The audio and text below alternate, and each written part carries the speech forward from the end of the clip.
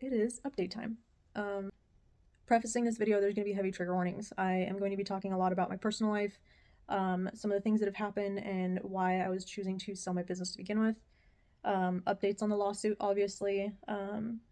All of the things I've learned about intellectual property laws and patents, and all of these things that you as consumers absolutely need to know.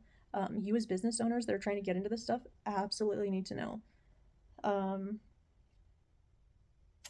I'm going to be talking about some of my spiritual beliefs, because a lot of those are the reason that I wanted to sell my business to begin with. So we will get into all of that. It is going to be a very long video. I probably could have turned this into 3 separate videos, but they do intertwine together.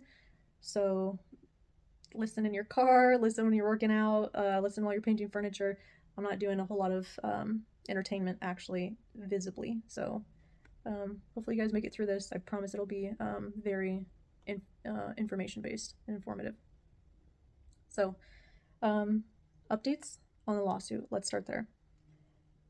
So for those of you who don't know or you're new, I am now in the midst of, well, an update in itself, a class action lawsuit against Dixie Belle Paint.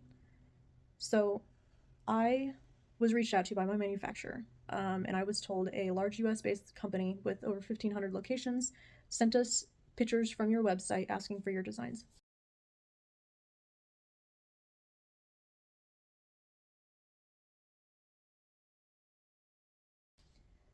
When I asked them who it was, they would not tell me who it was.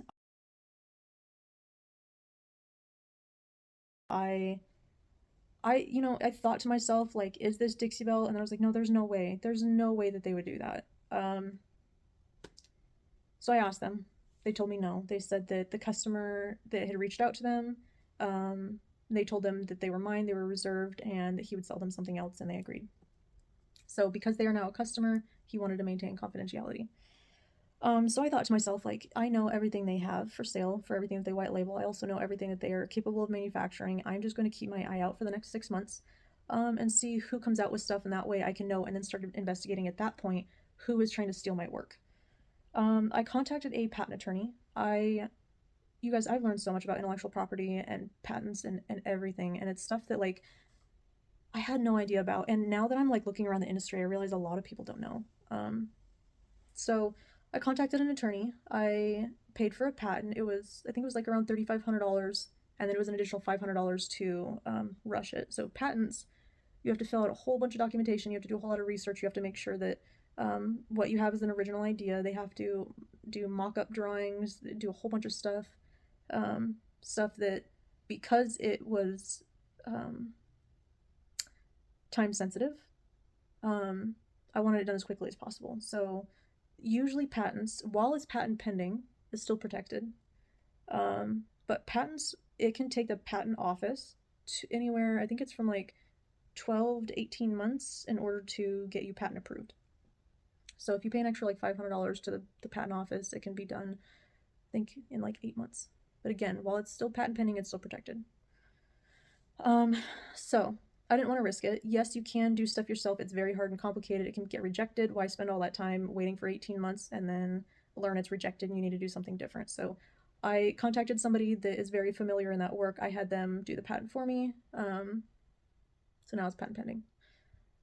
So I posted a status saying I was reached out to by my manufacturer, by a large US company with over 1,500 locations, and they were asking for my designs. I called a patent attorney. I had no idea who this was, but I knew that if they got pictures from my website, whoever it was had to be watching my Facebook. And I flat out said, I wanted them to know, whoever it was, I have patented this. Go make your own fucking success. Do not try to steal my stuff.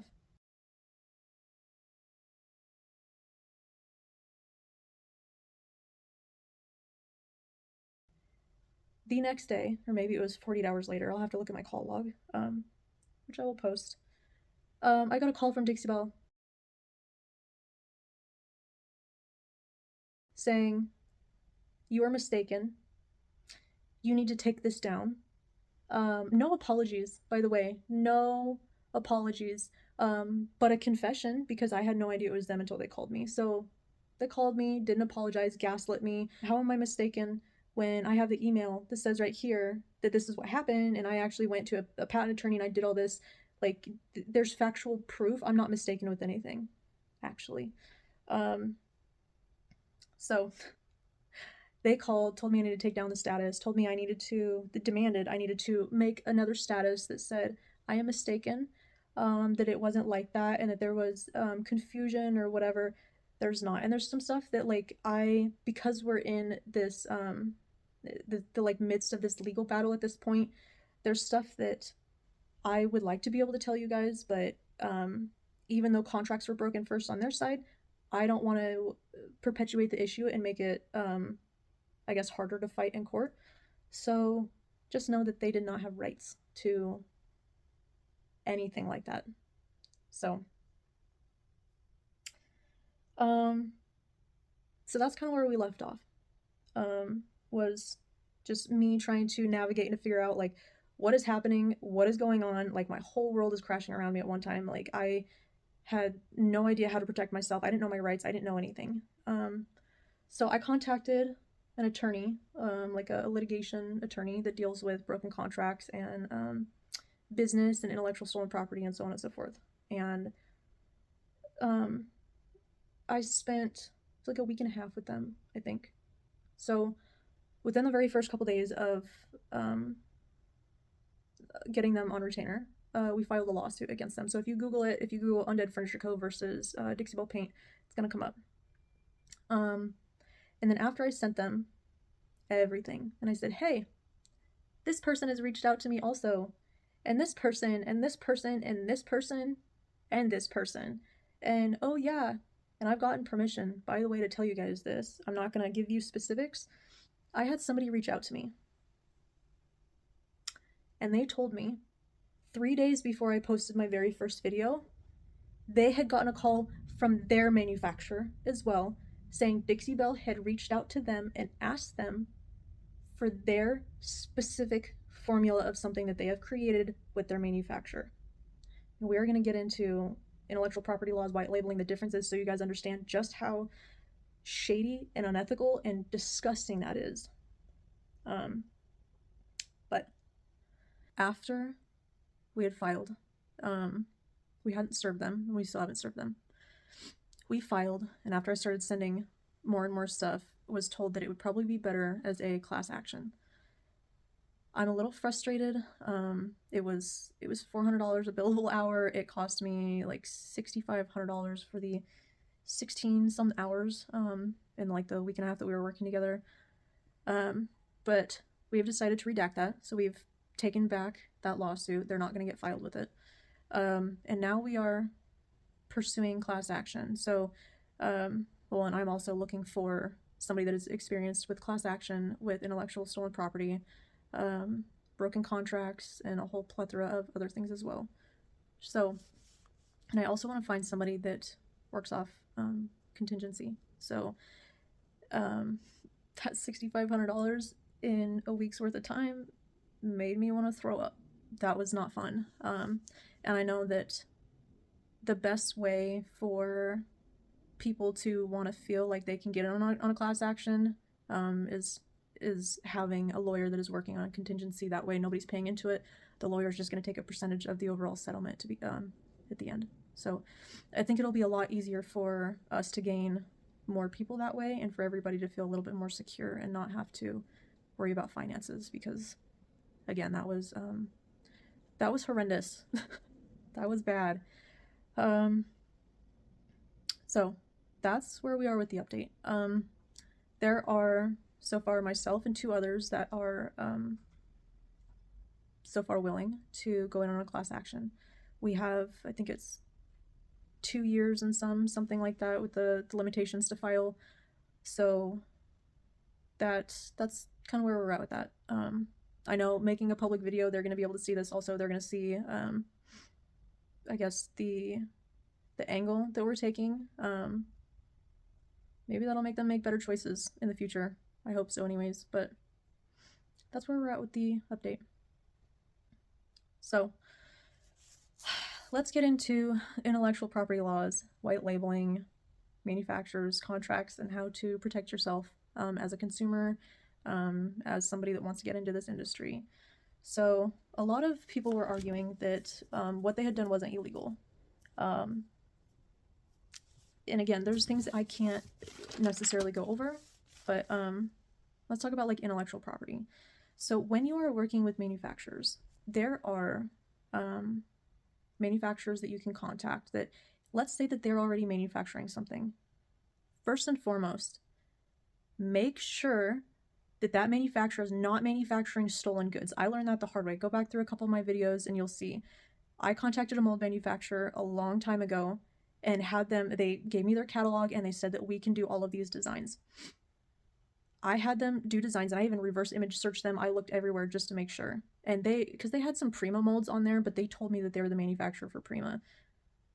These manufacturers are liars, so you guys know. They will try to throw out so many big names at you and sit there and say, we do this for this person, we do this for this person, do you see this, we do it. And any reputable manufacturer is not going to tell you that they do manufacturing for a large company, because I guarantee there's some type of NDA between the two of them that says that they cannot disclose that information.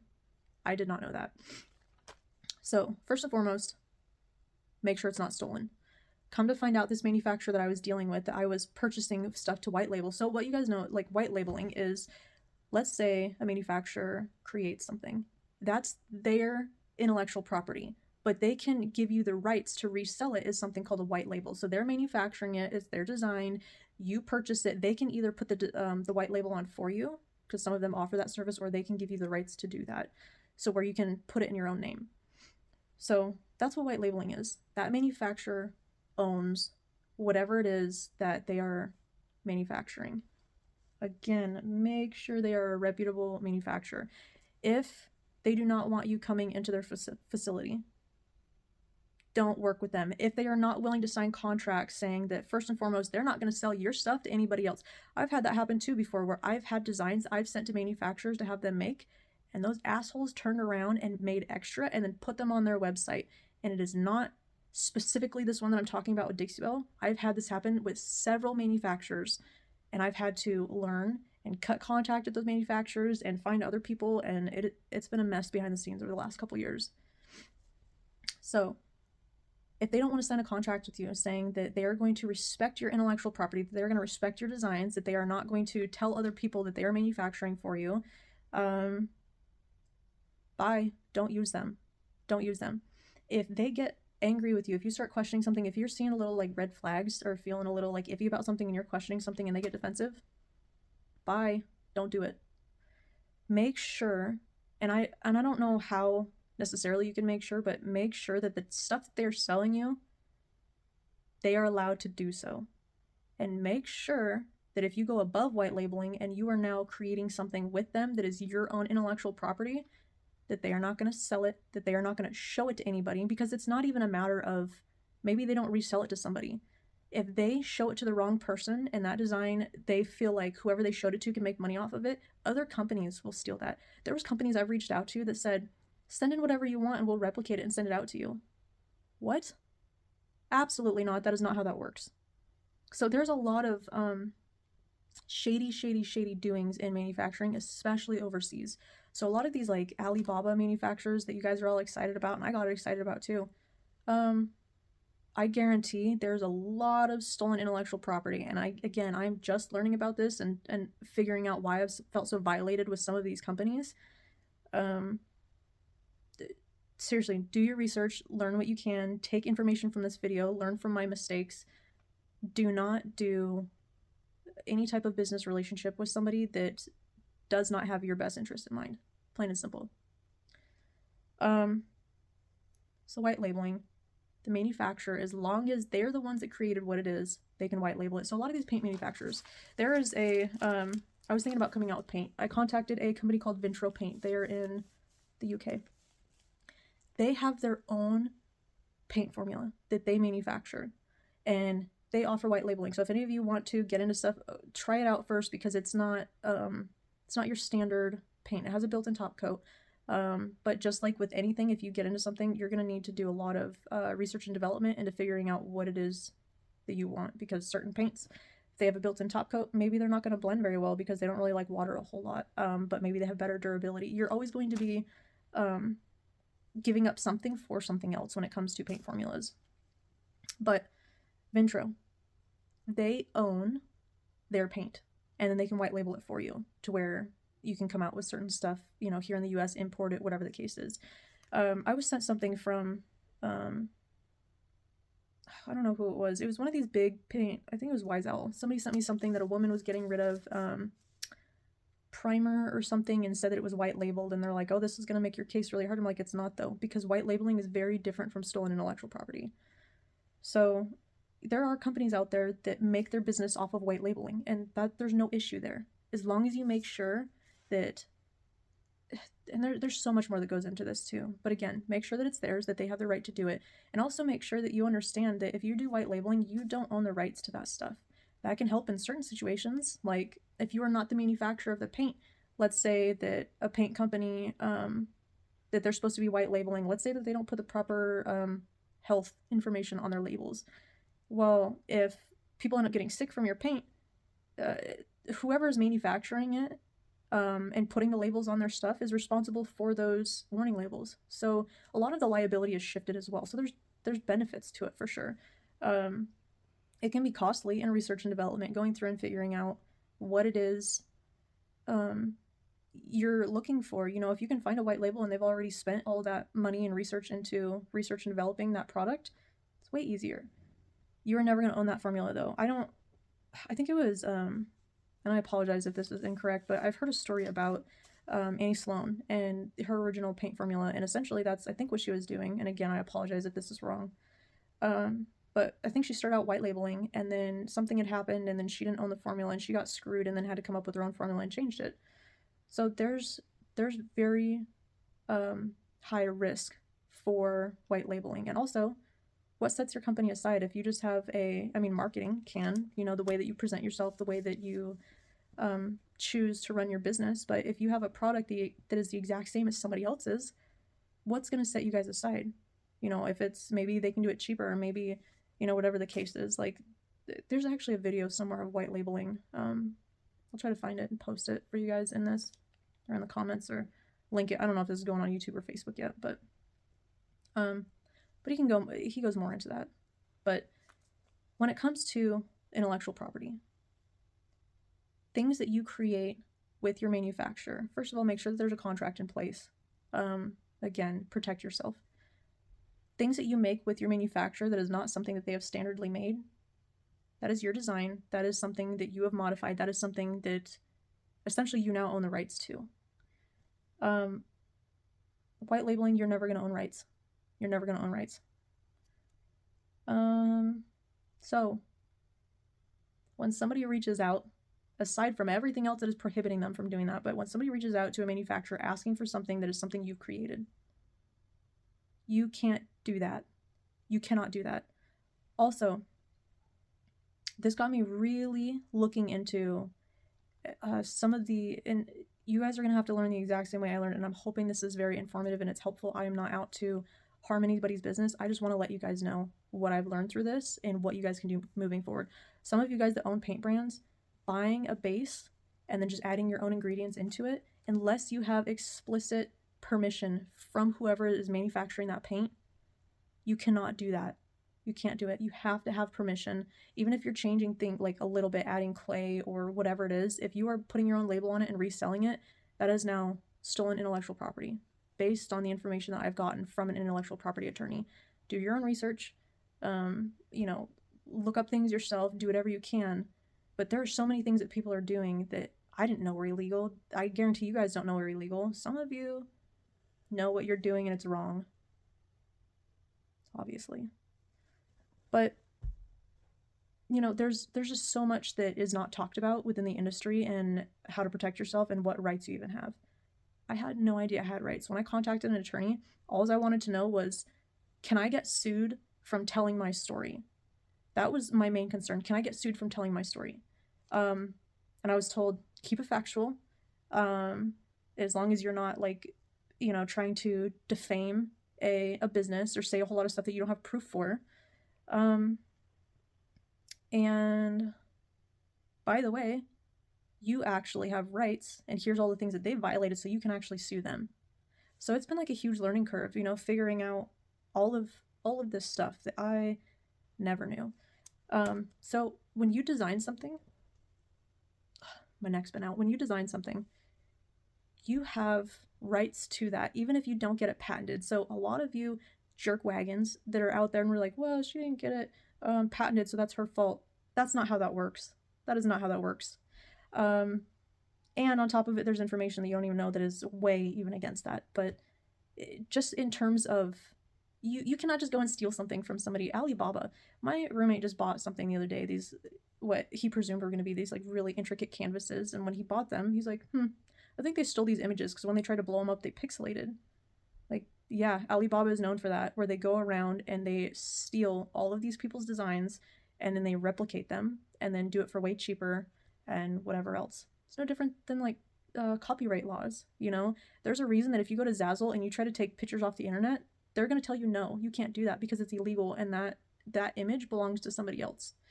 Now, if you want to get into making your own decoupage papers, there are places that you can go and buy the rights to those things, but you're going to pay to buy the rights to them because you can't just grab whatever it is from the internet that you want and then replicate it. It's not how it works. So, getting into why I wanted to sell my business to begin with, a lot of the stuff that I'm talking about now is a lot of the learning curves that has made it really complicated. It's been very rewarding in the sense that I'm growing and my business is becoming more and more successful, but I don't talk about a lot of the hardships and a lot of the stuff that happens behind the scenes until I make a motivational post and I'm saying I'm very thankful, and I do try to be thankful.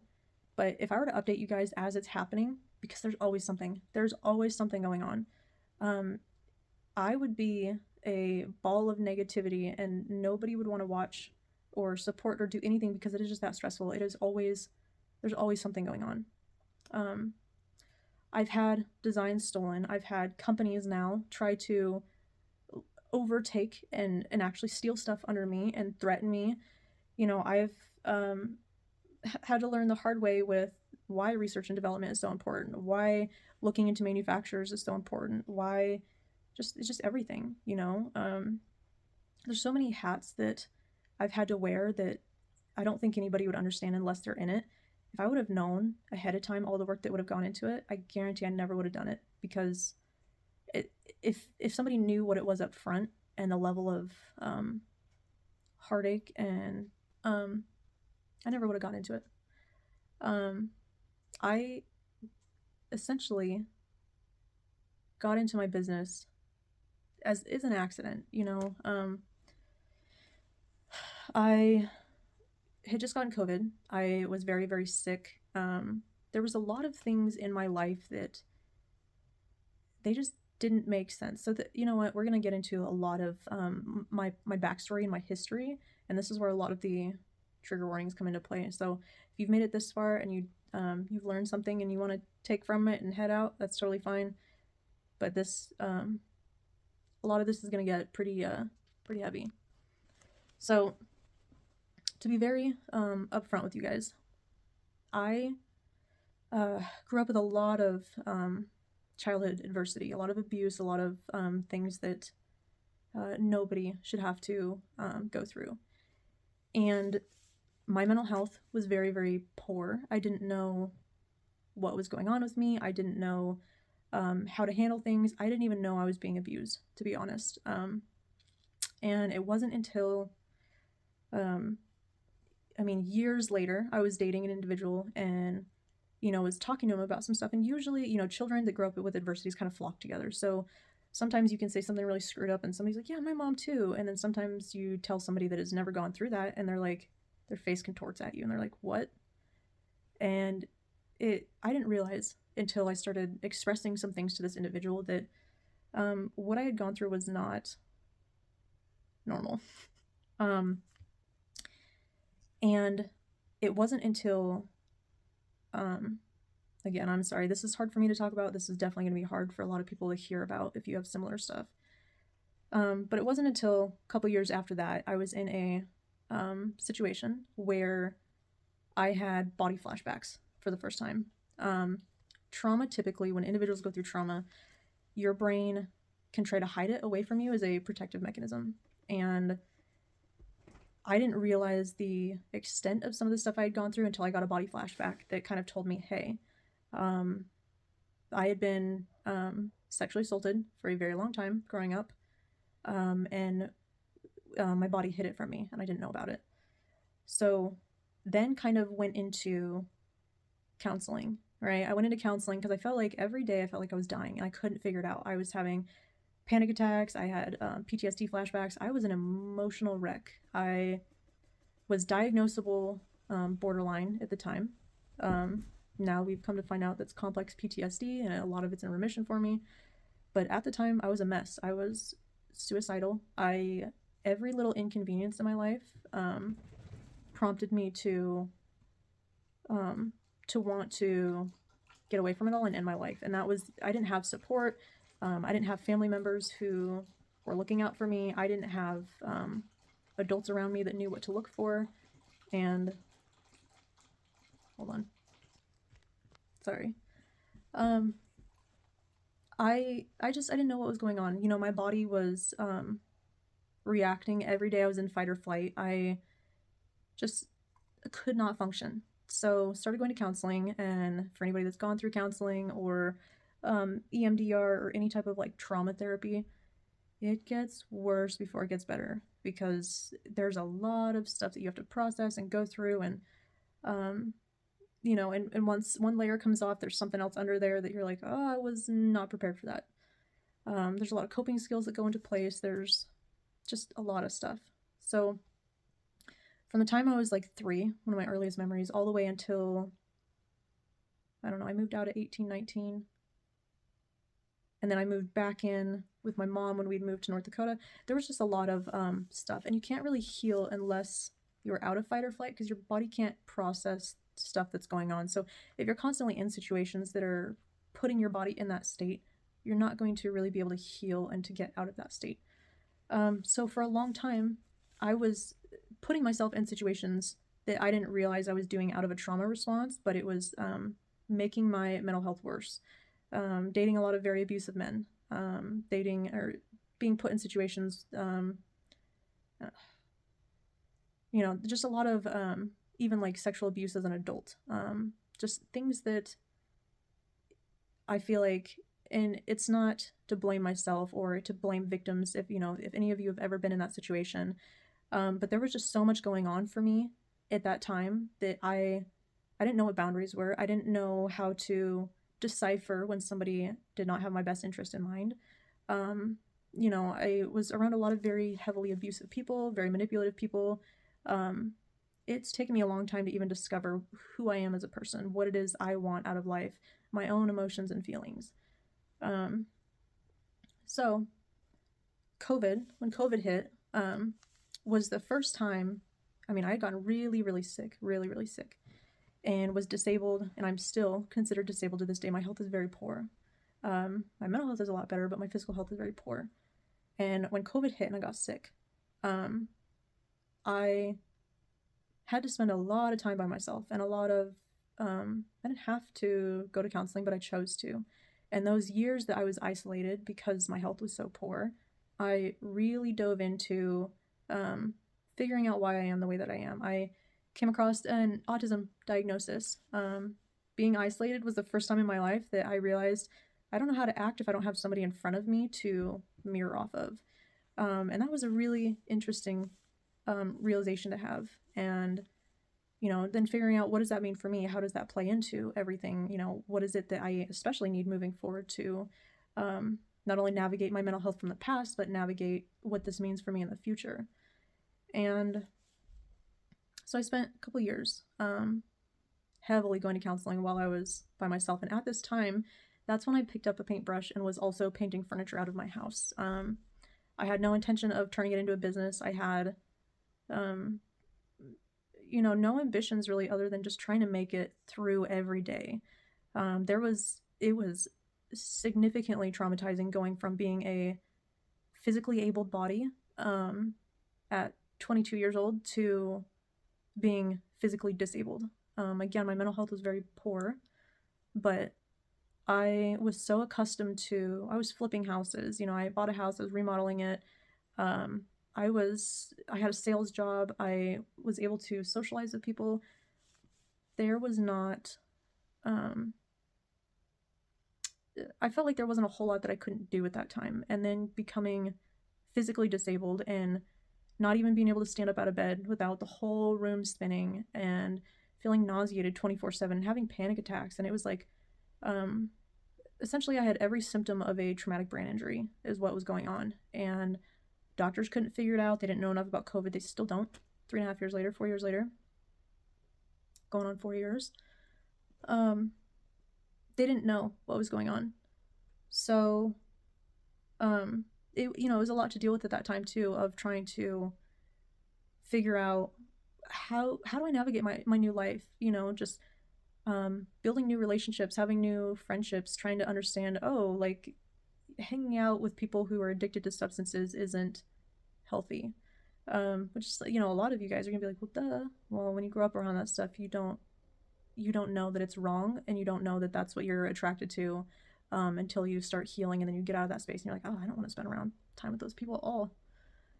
But everything in my life was shifting. Everything. I had one of my best friends died right around the exact same time. Um, I was just getting out of a very abusive relationship. I actually checked myself into a mental facility because my suicidal ideation had gotten to the point where, for the first time, I had a plan, and I had never gone to that point before. So it was a lot. I mean, there was a lot of stuff going on, and I didn't know how to handle it. And over the years, and I've said very openly that finding furniture has saved my life, and it has. I have found an outlet that has helped me to be creative and helped me to channel my energy and to create finances off of something that I can do now after being disabled.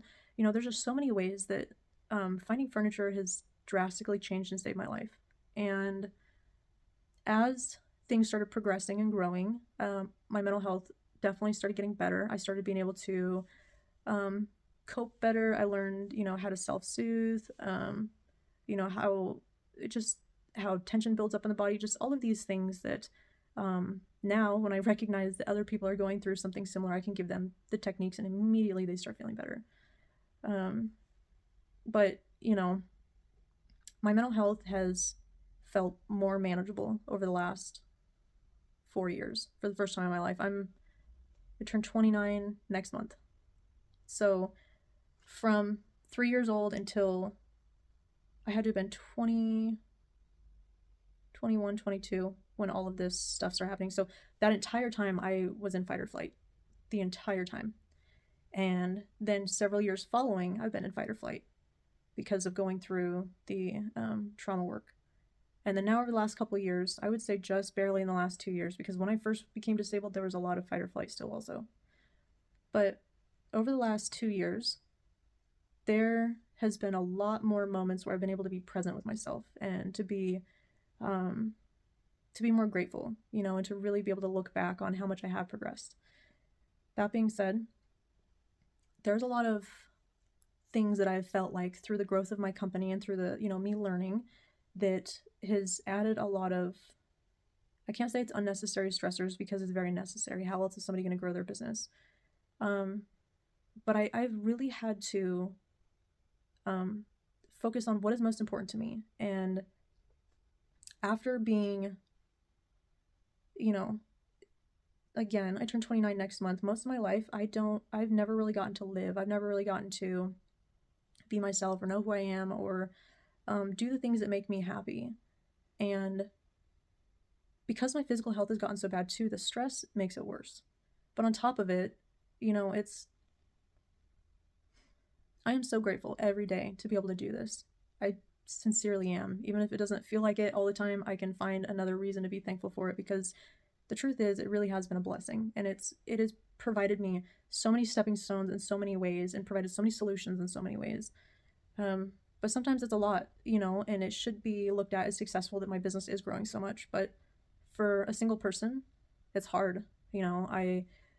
Bringing on accounts all the time and talking with people and then figuring out how to package them and then communicating with everybody and researching and dealing with people trying to steal my stuff and dealing with manufacturers that don't care about me and all of these things that, again, the only way to learn is to go through it so then you know how to protect yourself moving forward. But it's a lot. And the bigger my business grows, the more taxing it is on me, which is why recently I decided I didn't want to have a stockist program anymore because it's a lot of businesses that are riding on me. And, you know, if my business fails for any reason, I don't want their business to fail. I also don't want to have to be concerned, you know, every step I make, how is it going to affect other people?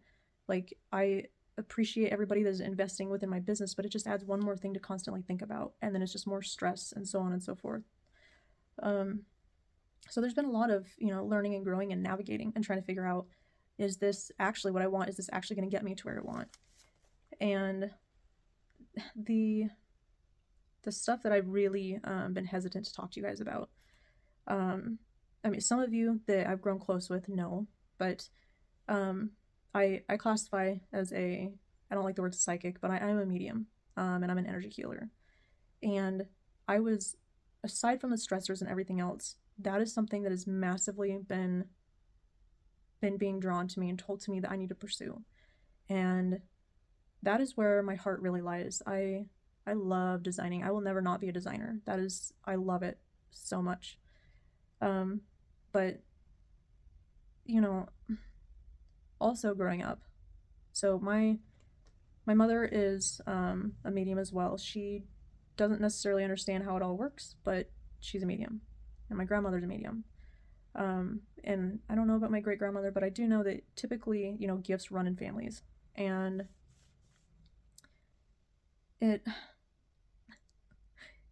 I'm the first in my generation to try to figure out what it is and why it's happening. And, you know, to add,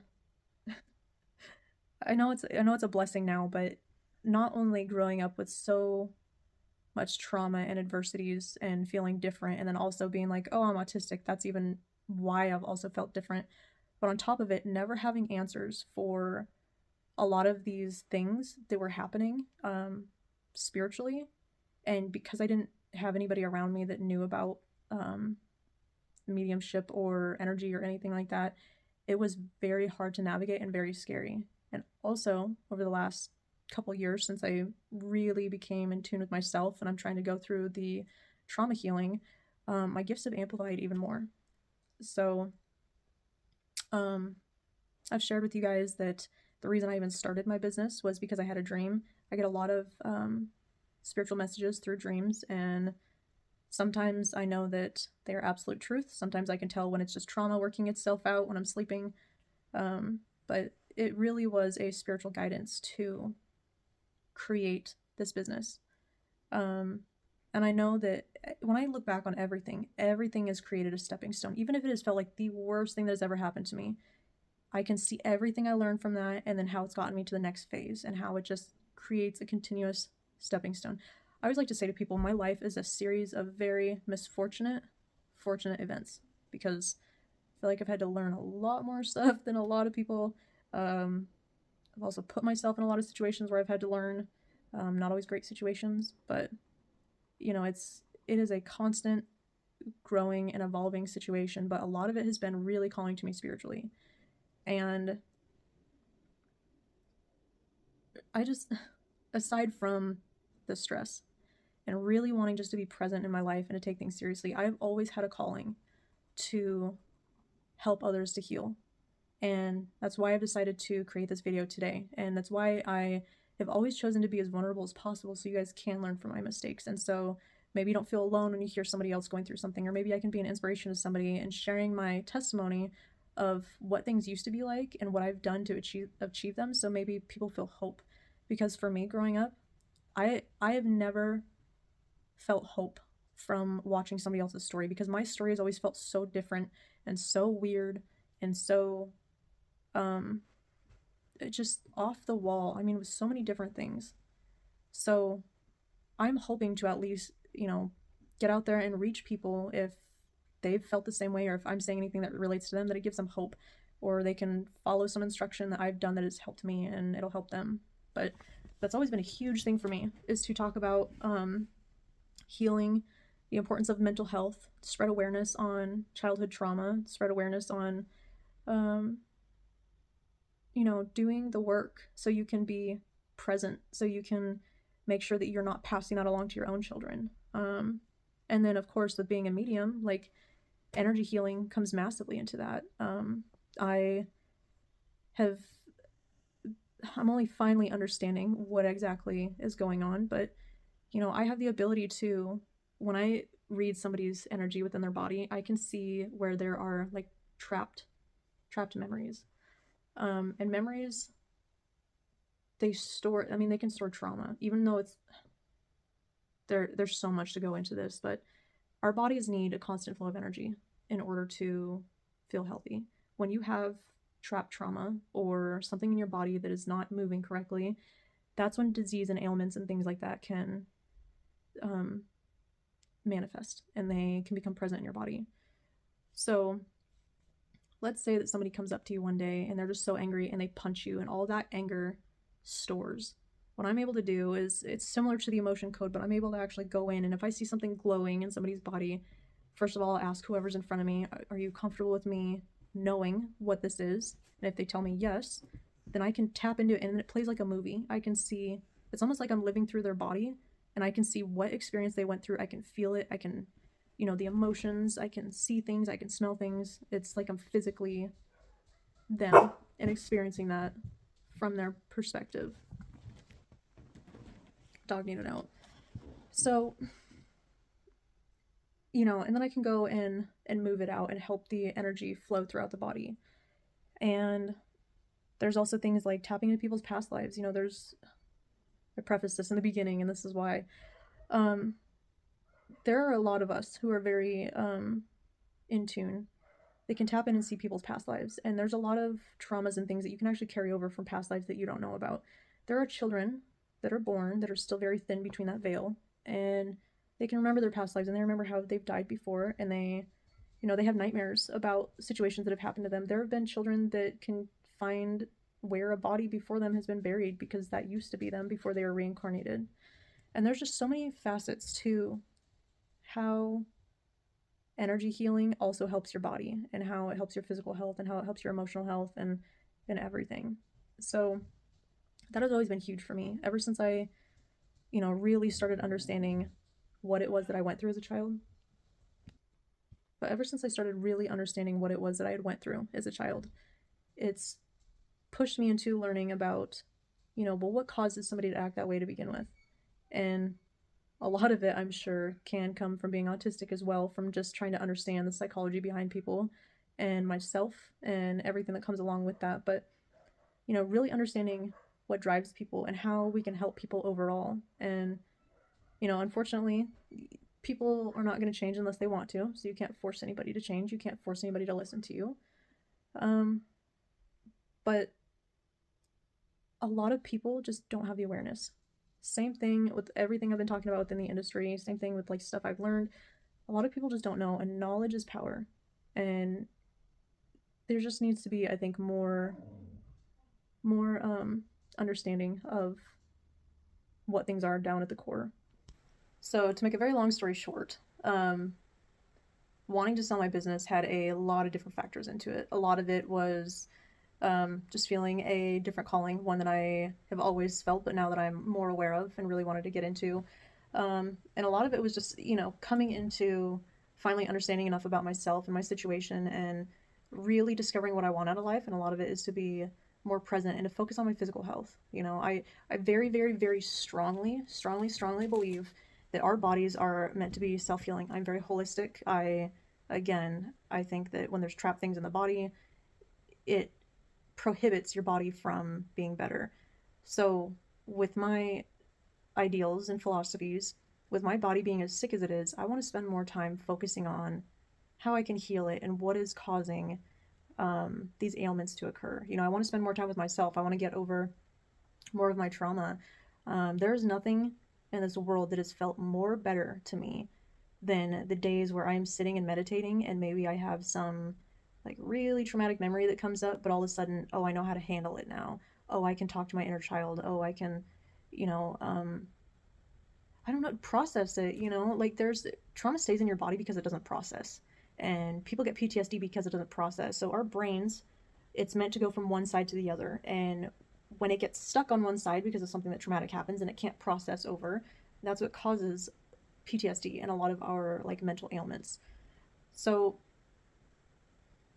when I am able to process the feeling of release that comes out of, you know, for me especially, but I've seen it in other people too when I've done it for them, the feeling of having that release out of your body, you don't have to hold on to it anymore. And I don't want to continue holding on to it anymore. And the amount of time that I've had to spend towards this business specifically makes for a lot less time to spend with myself and to spend with my dog, who's getting older and is a little on the chunky side because we're both very inactive.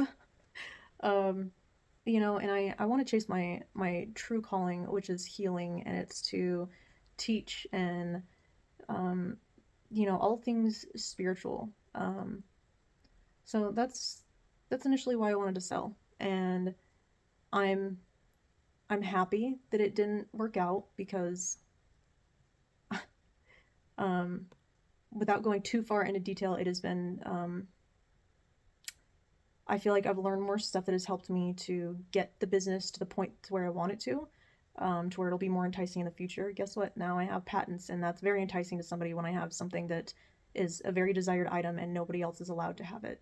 Um, and also, like, if I would have sold my business at whatever was being discussed, um, I would have screwed myself because I knew that my business was growing, and it's one of those things of like, you know, the financial aspect of it is awesome, um, but the emotional side of it is very taxing. So now getting to the point where it is, now I kind of realize like, hey, here's some things I can do to where I can still get the financial benefit that I'm wanting from this and it not to be so taxing. So it's helped me to reevaluate things in a way that I think is going to be more beneficial long term and to where it's going to help me be less hands on to where I can pursue other things that I really feel drawn to pursue. So again, everything has been a blessing. It genuinely truly is, and I definitely should be spending more time and thinking about the positives over the negatives. It's been a little heavy on the back in the fight or flight the last 3 weeks, so it's a little harder for me to pull myself out of that. But I do think that everything happens for a reason. I do think that there are, you know, many more blessings to come out of this situation. Um, but yeah, you know, just to be fully transparent, that was my, so you guys know, and I made a post about this too. This whole thing with childhood adversities is so strong and hits so hard for me in my heart. It's something that I have always wanted to incorporate in one way or another. And what I really wanted to do was to grow this business big enough to where I could help to fund mental health clinics where people could go and receive um, mental health care for free and to process trauma. I've learned so much about mental health and so much about ailments and everything over the last several years. And a lot of the times people are misdiagnosed and they, you know, they're told that they have borderline was a big one for me, not accurate. Bipolar, you know, all of these things when all the base root of it is complex trauma. And we need to have more awareness around trauma, how it acts on the body, how it creates dysfunction within our internal systems, how it creates dysfunction for us in relationships and, you know, with our everyday life. And I just really wanted to grow this business to a point where I could fund mental health clinics because that is something that has always been so massively huge for me as an individual. Um, but I really have to focus on, you know, what is most important to me and making sure that my health is primary in this. And now I'm realizing, you know, my gifts are coming into fruition in such a way that maybe I can do that and help people without sticking to the original plan. Um, I recently, it's like a week ago, had a dream about this house that is calling to me. That is told me it was 4 hours away from my current position, where I am. It's out in the middle of the woods. I am hoping and praying that that is something that is accurate, because that was my dream house. And I remember feeling scared in that dream, like I don't want to move 4 hours away from friends and family.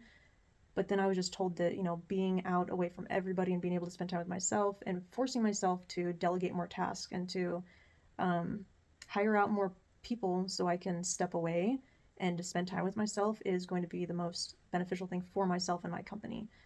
So that's kind of where I'm hoping to go with this. I'm hoping I'm gonna have my the fulfillment center that I've contracted. It was a company that I used to work for, that I ended up making this connection.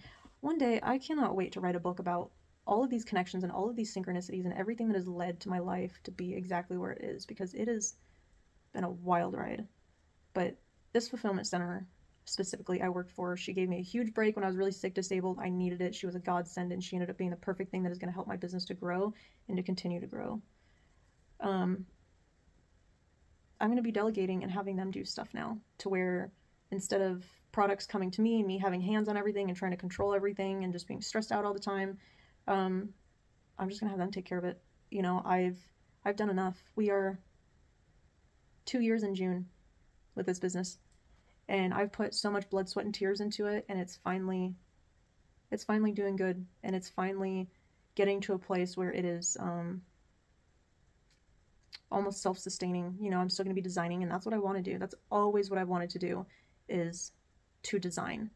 Um, so if I can get to a place where all I have to do is design and not worry about anything else, and I have all that taken care of, I'm gonna love living out in the mountains and fishing every day and not worrying about stuff, and just getting really in touch with what it is that the universe and God and whatever it is you guys believe in, as far as an entity.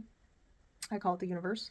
Whatever the universe has in store for me, whatever it is, like this true calling for me to be able to help people heal, is only going to continue to evolve the more I heal, and the more I learn about healing, and the more I learn about what it is I need, and therefore what it is other people need, and how I accomplished it, and therefore how they can. And then, you know, the more we get rid of the things that are holding us back, the more we can really get in tune with, again, like the universe and our calling.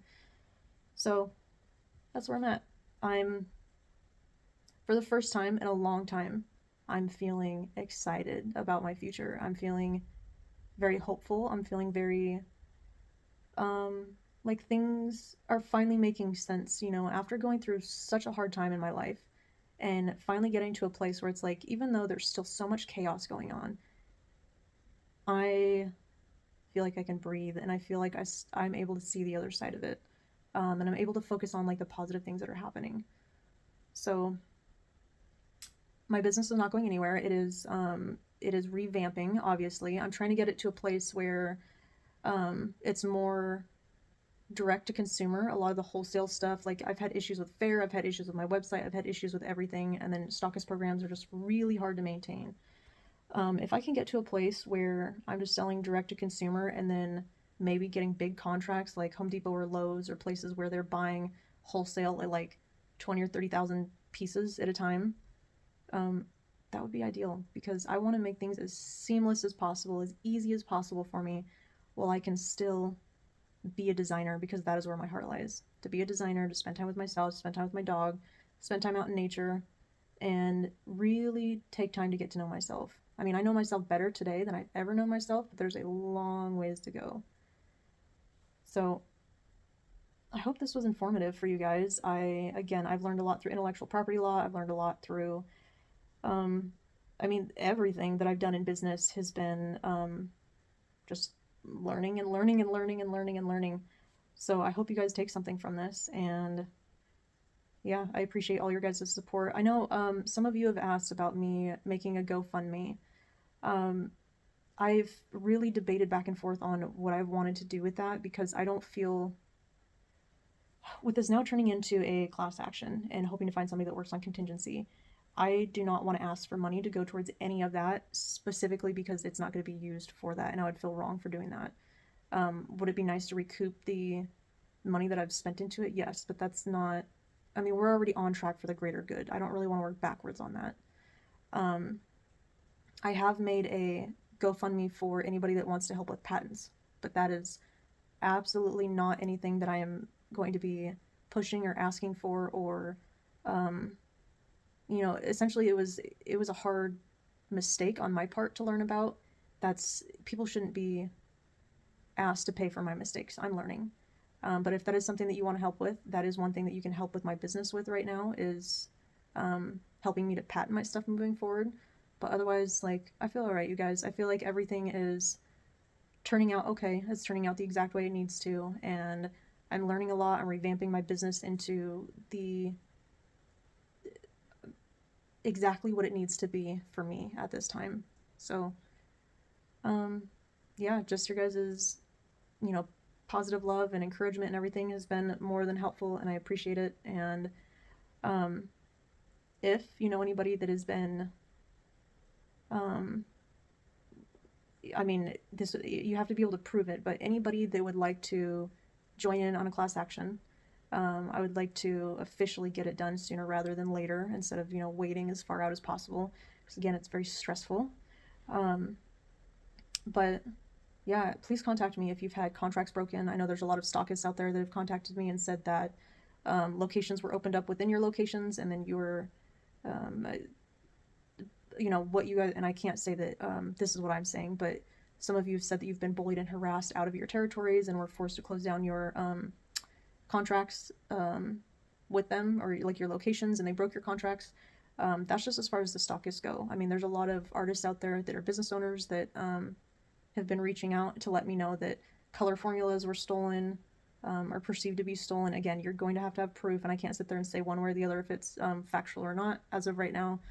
But just letting you guys know that this is what people are saying, that they're coming to me and saying this. So if you guys have a paper trail, and another thing that I was told by my attorney, you do not have to have a written contract necessarily. There can be an implied contract. So if you have communications, whether it be recorded phone calls, make sure you are in a one-party state. If you're in a two-party state and you're recording phone calls, it is illegal. It is a felony. Don't do it. If you are in a one-party state, and you are a part, so a one-party state means that you have to be the one person that is consenting and also involved. So I'm in a one-party state. I cannot record two other people if I'm not in that conversation. But if I'm the one party and I'm in the conversation, I can record even if they're in a two-party state.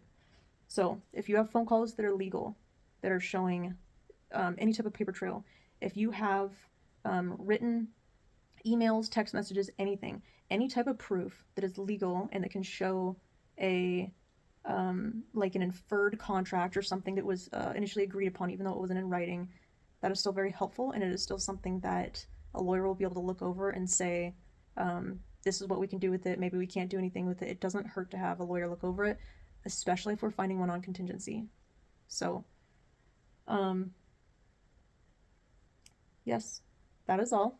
Thanks so much for sticking it out. I told you this was going to be a long video. I'm thinking at some point it's not going to be on this channel. About 2 months ago, I created another business called Spiritual Rambler. I'm very passionate about talking about my experiences as a medium and what they mean for me and spirituality.